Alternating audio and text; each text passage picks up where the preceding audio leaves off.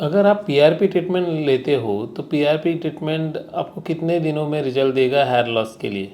तो दोस्तों, मैं doctor Kiran Chotaliya, I am a board certified dermatologist, I am practicing in Pune. तो दोस्तों, पीआरपी ट्रीटमेंट ऐसा नहीं है कि आपने एक सेशन कर लिया और आपको ड्रास्टिक चेंजेस मिलेंगे, ऐसा कुछ मिलेंगे। मेजॉरिटी पेशेंट में जिसमें हमने नोटिस किया है, मोस्टली 3 से 5 सेशन मिनिमम पीआरपी के आपको करने रहते हैं। ये जो पीआरपी ट्रीटमेंट होते हैं, अगर आप 4 वीक इंटरवल मीन्स 1 मंथ के गैप में करते हो, वो आइडियल गैप है। इतने गैप में करोगे तो आपको ऑप्टिमम रिजल्ट्स मिलते हैं। मीन्स कम से कम पीआरपी सेशन में आप ज़्यादा रिजल्ट अचीव करना चाहते हो तो मिनिमम 4 वीक या 1 मंथ का गैप रखना चाहिए।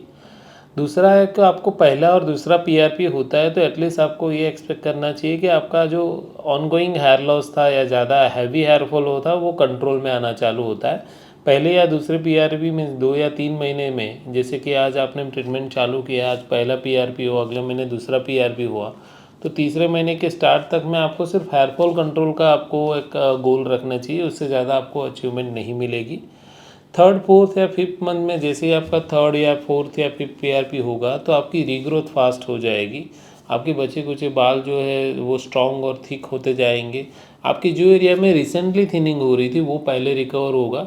जो सबसे पहले बाल्ड हो गया था या थिन हो गया था वहाँ सबसे लास्ट में चेंजेस आएंगे। तो जो लास्ट 6 महीने 3 महीने में जो डैमेज हुआ है वो जल्दी रिपेयर होगा, पुराना डैमेज टाइम लेगा। और पीआरपीज़ नंबर एटलीस्ट 3 से 5 अच्छे से करने चाहिए, तब जाके आपको अच्छे रिजल्ट्स मिलते हैं। क्या पीआरपी अकेला काम करता है? जी नहीं दोस्तों, PRP treatment as a monotherapy थोड़ा बहुत वर्क कर सकता है, बट अगर आप रीग्रोथ चाहते हो, आपको हेयरफॉल बहुत जल्दी रिड्यूस करना है, आपको ज़्यादा रीग्रोथ चाहिए कि जो एरिया में आपको थिनिंग हो गई बाल वापस स्ट्रॉन्ग थिक एंड डार्क हो जाए, तो डेफिनेटली आपको थोड़ा पीआरपी के साथ medicine in terms of biotin या hair supplements, DHT blockers, natural या फिर फिनास्टेरॉइड या डूटास्टेरॉइड जैसी मेडिसिन, मिनॉक्सिडिल नाम का सॉल्यूशंस या टैबलेट्स, तो ये सारे साथ में अगर कंबाइन करके जाते हैं तो अच्छा रिजल्ट आता है। जैसे आप जिम में जाते हो तो मसल डेवलप करने में सिर्फ एक्सरसाइज का रूल नहीं रहता, उसके साथ proper diet, proper sleep, protein, vitamin सारी इंटेक अच्छे से हो तो ही आपको फ़ायदा अच्छा मिलता है। सेम पीआरपी अकेला ब्लड सर्कुलेशन बढ़ा देगा पर ब्लड में नरिशमेंट नहीं रहेगा। अगर आपको मिनॉक्सिडिल से जो ज़्यादा स्टेम सेल स्टिमुलेशन करना है, डीएचटी को ब्लॉक नहीं किया तो अधूरा रिजल्ट मिलेगा या स्लो रिजल्ट मिलेगा। तो मेरा सजेशन रहेगा, आप अगर रीग्रोथ के लिए जा रहे हैं तो बेटर है कि आप कॉम्बाइंड ट्रीटमेंट जाओ, कॉम्बिनेशन ट्रीटमेंट जाओ rather than going alone for PRPs. PRP cost in India.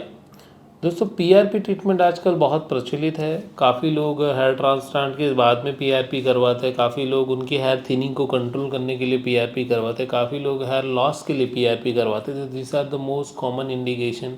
उसके अलावा एलोपेशिया एरियाटा, लाइकन पाइलोपाइलारिस, ऐसी कुछ इन्फ्लामेटरी कंडीशंस है, ऑटो इम्यून कंडीशन, उसमें भी पीआरपी का रोल है।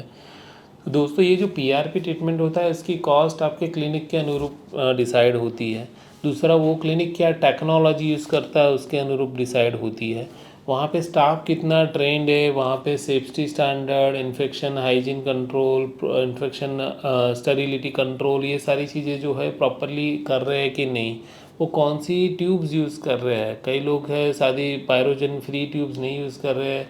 तो वो सारी चीज़ें टेक्नोलॉजी और वो सारी चीज़ें मैटर करती है। आपका कितना ब्लड कलेक्ट किया जा रहा है, उनको कौन से सेंट्रीफ्यूज मशीन में स्पिन किया जाता है, ये सारे फैक्टर्स आपकी कॉस्ट डिसाइड करते हैं। एज ए स्टैंडर्ड अगर आपको अच्छा ओपिनियन चाहिए कि कौन सा पीआरपी बेस्ट रहेगा, तो जहाँ पे रेगुलर बेसिस पे प्रॉपर पीआरपी के लिए डेडिकेटेड ट्यूब्स में ब्लड कलेक्ट किया जाता है वो सेंटर चूज़ करना चाहिए। जहाँ प्रॉपर डर्मेटोलॉजिस्ट हो, सेकंड पॉइंट, वो यूज़ करना चाहिए कि वहाँ पे आपको प्रॉपर गाइडेंस और फॉलोअप मिले। तीसरा, वहाँ पे अलोन पीआरपी नहीं, उसके साथ प्रॉपर आपको supportive care in terms of medicines और वो सारी चीज़ें, वो सेंटर चूज़ करना चाहिए। वहाँ रेगुलर आपकी फ़ोटोग्राफी और ट्रैक रिकॉर्ड मेंटेन कर रहे हैं तो ही वहाँ पे पीआरपी करना चाहिए। वरना 6 महीने बाद बोलेंगे रिजल्ट नहीं आ रहा है तो अभी क्या, तो उसका आउटकम पहले से ही आपको पता होना चाहिए। पांचवा, वहाँ पे सेंट्रीफ्यूज होता है, रेमी आर8सी या temperature control room, AC room में आपका पीआरपी होना चाहिए। बराबर, प्रॉपर ग्लव्स और सारी हाइजीन्स और प्रैक्टिसेस फॉलो कर रहे हैं तो ही वहाँ पे पीआरपी होना चाहिए। और दूसरा, वहाँ पे आपको गूगल रिव्यूज़, आपको यूट्यूब में वीडियोस उनके बिफोर आफ्टर पेशेंट की दूसरे रिजल्ट्स वो दिखाए तो ही वहाँ पे करना चाहिए। तो ये सारे फैक्टर्स जहाँ पे अच्छे से कवर कर रहे हैं वहाँ पे ही करना है। पीआरपी इंडिया में 1,000 रुपये से लेके 10,000 रुपये तक होता है, कुछ कुछ सेंटर 20,000 तक लेते हैं। हमारे यहाँ पे हम पुणे जैसे मेट्रो सिटीज़ में है तो वहाँ पे हमारा चार्जेस 4 से 6,000 तक पर सेशन रहता है, जिसमें हम अच्छे से कॉस्ट भी कवर करते हैं और मैंने जो सारे पॉइंट्स बोले वो सारे कवर अप करते हैं। आपको फिर भी कोई डाउट है तो डेफिनेटली हमें मैसेज कीजिए, विल रिप्लाई दैट।